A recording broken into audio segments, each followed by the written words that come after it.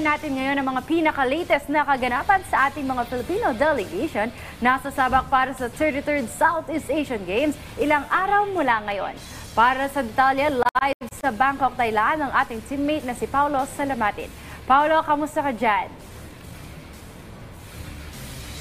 Yes, Danny, medyo chill lang tayo ngayong araw dahil wala pa masyadong kaganapan bukod sa pag-iikot natin sa bawat venues mamaya bago ang mismong araw ng event.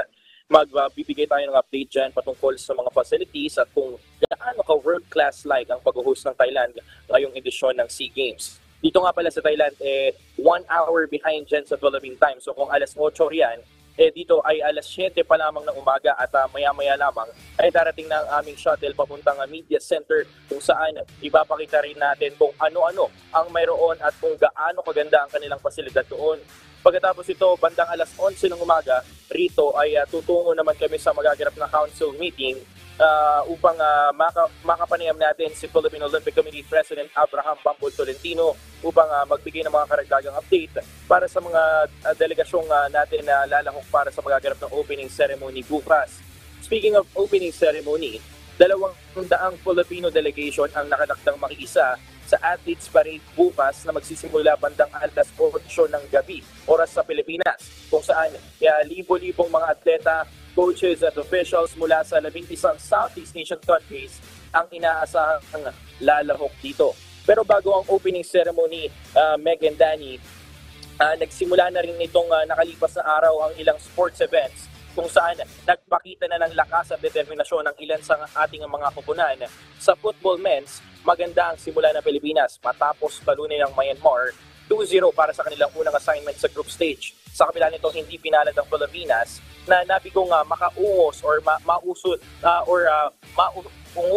ang Myanmar 2-1 sa kanilang opening match sa women's football. Sa baseball naman, matindi ring panimulaan ng Team Philippines matapos sumatsyada ng 14-0 na panalo laban sa Indonesia. Samantala, sa polo naman, nakapasok sa semifinals ang Pilipinas bilang third seed. Tinalo ng Philippine squad ang Indonesia sa unang laban, ngunit nabigo kontra sa Thailand sa preliminary round. Sa badminton, men's team naman, nagtapos na ang kampanya ng Pilipinas sa quarterfinals matapos talunin ng powerhouse Malaysia ang Philippine squad 3-0, kung saan sunod naman nilang pagtutuunan ng pansin ang individual events. So hindi pa yan tapos, no, yung kanilang kampanya, meron pang individual events. Meg and Danny, asahan natin sa mga susunod pa na araw na mas titindi pa ang aksyon dito sa Thailand, kung saan isang tanong lang ang hinihintay natin ngayon. Kanino nga ba manggagaling ang unang medalya ng Pilipinas ngayong SEA Games? Di pa natin masabi pero aantabayanan natin lahat yan. At yan muna ang mga latest dito sa Bangkok, Thailand. Paulo Salamatin para sa Atletang Pilipino, para sa Bagong Pilipinas. Meg and Danny. Hello, Paulo. Paulo? Ako, partner, curious ako actually sa weather sa Thailand kasi syempre isang factor din yan na nakaka-affect. At saka, nung mga nakaraang linggo, bumabagyo sa diba? Thailand. Kaya nga maraming mga sporting events na nalipat yung kanilang venue. But again, sabi nga ni teammate Paulo, prior pa doon sa opening ceremony dito sa 33rd Southeast Asian Games, marami ng sport na nagsimula last week. Tulad na lamang ng badminton, baseball, handball, hockey, at polo. Ako, partner, excited ako. Ang ganda ng question actually ni Paulo. Sino bang unang makakakuha ng medalya? Excited na excited ang Pilipinas? Ako, ang inaantabayanan ko ngayon ang baseball, knowing that we are the defending champion dito sa baseball. And usually kasi, when we say baseball, ang nag-aaway-away lang dyan palagi sa gold and silver is between Philippines and Thailand.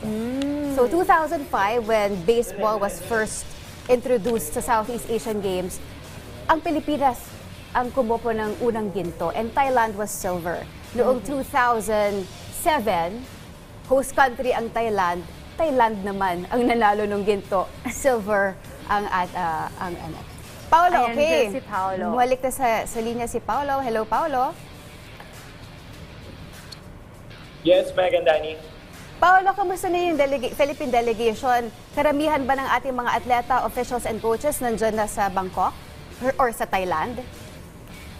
Ayun nga, kagabi kinausap natin ang POC patungkol dyan. At sabi nila, merong pang mga atleta na natitira, no, may mga iba pang sports na mga NSAs na natitira sa Pilipinas dahil 200 lamang ang pinayagang lumahok sa magaganap na opening ceremony. So kung papayagang umalis ng maaga sa Pilipinas yung mga ibang NSA, baka mainggit lang, no, yung mga NSA na hindi lalahok para dun sa opening ceremony. Pero yun nga, no, medyo marami-rami pa ang naiwan sa Pilipinas.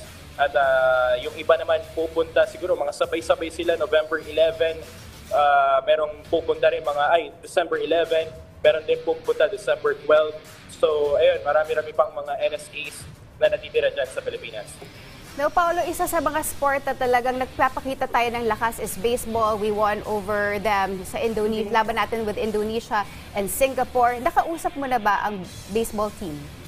Philippine baseball team natin? Actually, hindi pa, Meg, no? Hindi pa kasi kahapon dumating tayo, medyo alanganin na oras na at wala tayong time para makapag-ikot-ikot, no, sa mga sporting venues. Pero that time kasi nung pagdating namin, ongoing na rin yung sport nila at medyo malayo-layo rin yung kanilang venue dito sa Media Hotel. So medyo nahirapan kami dahil medyo malaki rin or mabigat din ang trapiko dito sa Bangkok. Pero mamaya-maya mag-ikot tayo, mag-start na tayo mag-ikot sa mga sporting venues, no. Papakita natin, magbibigay tayo ng update about dun sa mga venues and dun sa mga Philippine delegations natin na maglalaro ngayong araw at bukas bago ang opening ceremony. Kamusta naman yung weather dyan ngayon? Nakikita ko maaliwalas. Mukhang maaliwalas yung panahon. Pero mahangin din. Oo, pero remember, the last few weeks medyo bumabagyo dyan. Kamusta naman yung weather, Paolo? Dito sa Bangkok so far, medyo mainit dito Mainit dito na medyo malamig sa umaga, no.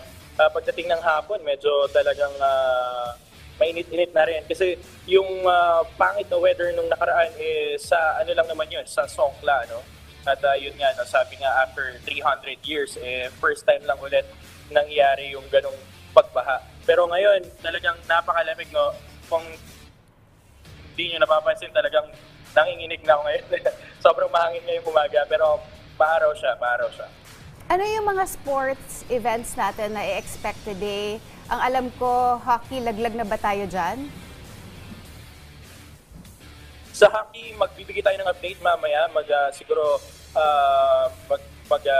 Magbibigay tayo ng live posting about dun sa kaganapan sa hockey. Pero I'm not sure pa ngayon kung ano yung estado ng hockey. Pero mamaya bibigyan natin kakausapin natin yung presidente ng NSA ng hockey.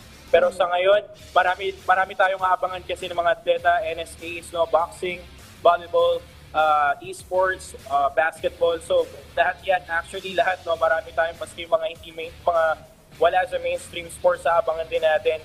May mga potential na mag-gold medal. So ayan, abangan natin yan. Paolo, so far ba meron ka nang alam sa schedule ng ating Philippine Polo team? Alam ko pasok na tayo sa semis ng torneo. Sorry, Meg. May balita ka ba with our Philippine Polo team? Ang alam ko kasi pasok na tayo sa semifinals. Yes, pasok na tayo sa semifinals, no? Bilang third seed tayo kasi. At maganda rin yung naging performance natin nung nakaraan, nung tinalo ng Philippine squad yung Indonesia sa unang laban nila. Pero yun nga lang, no, nabigo tayo kontra sa Thailand sa preliminary finale. So abangan din natin yan, magbibigay tayo ng update kung ano yung magiging estado nitong polo natin. So, yan. So far, Paula, ano na ba yung mga naikot mo dyan sa Bangkok, Thailand? At lalo na very exciting dahil bukas sa yung opening ceremony ng 33rd Southeast Asian Games. Marami, no? Medyo kagabi gusto kong mag-ikot kaso naunahan ako ng pagod. Medyo masakit na yung tuhod ko, joke lang.